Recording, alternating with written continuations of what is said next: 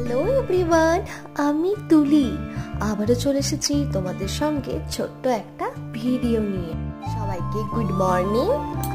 ব্যস্ত জীবনে সকালের ব্রেকফাস্টটা একটু হেভি রাখার চেষ্টা করি, তাই প্রথমে 1 থেকে 2টো আখরোট খোসা ছাড়িয়ে নিয়ে নিই। তাই কয়েকটা খেজুর আর আমন্ড, সঙ্গে একটু গ্রিন মুগ ও ছোলা ভিজতে দিই। মাঝের মধ্যে কিশমিশও ভিজতে দিই, এটাও শরীরের জন্য খুব উপকারী। সঙ্গে অ্যাড করে নিয়েছি কিছু পরিমাণ কাজু। এবার গ্রিন মুগ ও ছোলার সঙ্গে আমি একটু পরিমাণ আখের গুড় ছিল বা আখের গুড় আমি রাখি, সে আখের গুড়টাই একটু পরিমাণ মিশিয়ে দিয়েছি।